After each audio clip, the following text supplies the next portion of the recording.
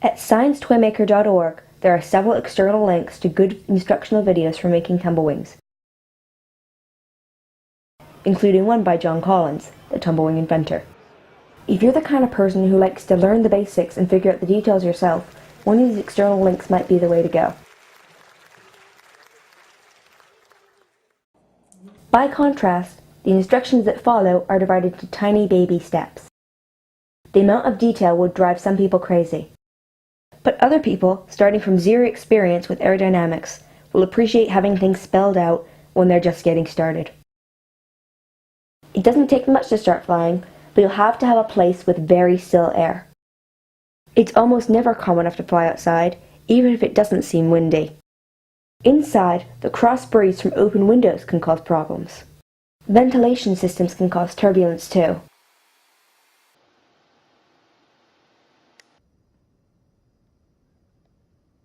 The less congested your space, the better. But that won't stop you from flying it at home. In addition to some space with calm air, try to find a big piece of cardboard to create the wave. There's no hard and fast rule to how big it should be, but the bigger the cardboard, the bigger the wave. Meaning, bigger pieces of cardboard will be a little easier to learn with.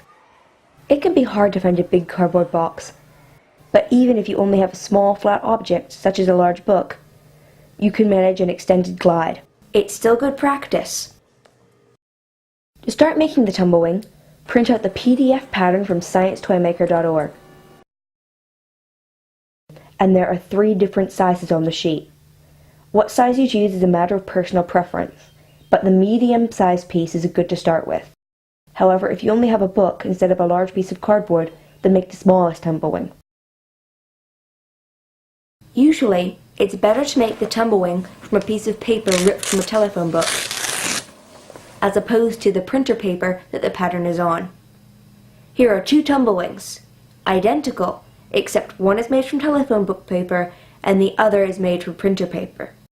The printer paper tumblewing has a steeper glide angle. That's because the printer paper is more than twice as heavy as the phone book paper. So tumblewings cut from telephone book paper fly slower and are easier to keep in the air.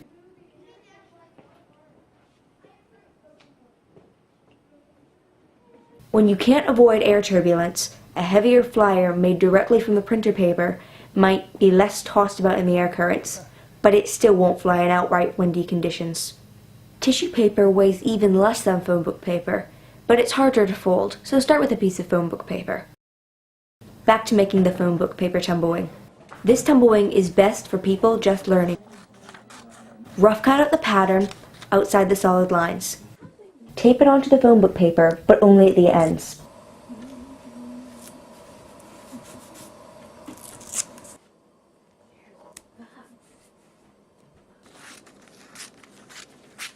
Now follow the outside solid lines of the pattern to fine cut the double layer. Don't cut the ends where the tape is yet. The tape is the only thing holding the layers of paper together. Make sure the pattern doesn't slip as you cut it. Cut accurately. Don't rush. It's not just appearance. Your tumblewing will be easier to fly if you pay attention now and work carefully. Do cut the corners, but don't cut the very ends with the tape. You still need those. All 4 dashed lines should be folded.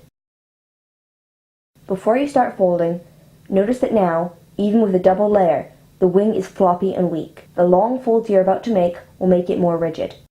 Making the folds will be easier if you use the end of a ballpoint pen to squish the paper fibers right at the fold. This technique is especially helpful where the line curves because folded curves can be very difficult. It doesn't matter if the pen has ink. It's the ball at the end that gently and precisely scores the paper fibers. This operation might be easier if you do it on top of a magazine. Score all 4 lines with a ballpoint pen. If you cut through the paper, you are pressing too hard. It's important that you realize that one of the long, thin flaps will fold up and the other one will fold down. I use a finger to lift up. Make sure your folds follow the dashed line. The fold should not run into the tips.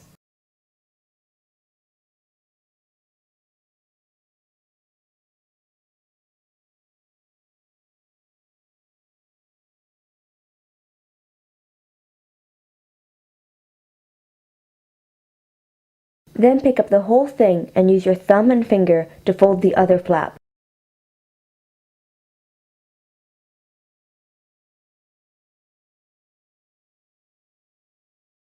Do whatever works for you. After you've made both the long folds, go back and make the creases pretty hard. Crease hard to establish the folds. Once you've established the folds, gently flatten them out a bit.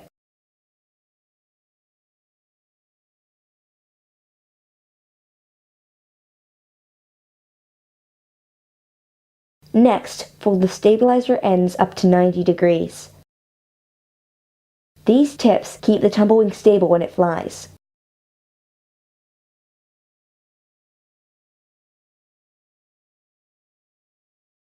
Having a right angle is important because if the ends slant off to one side or the other, the tumblewing will not fly straight.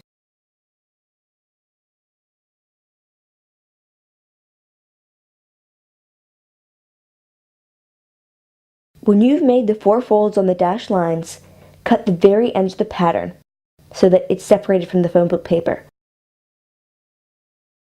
You should notice that the long folds have now given the tumblewing rigidity. It's not floppy anymore.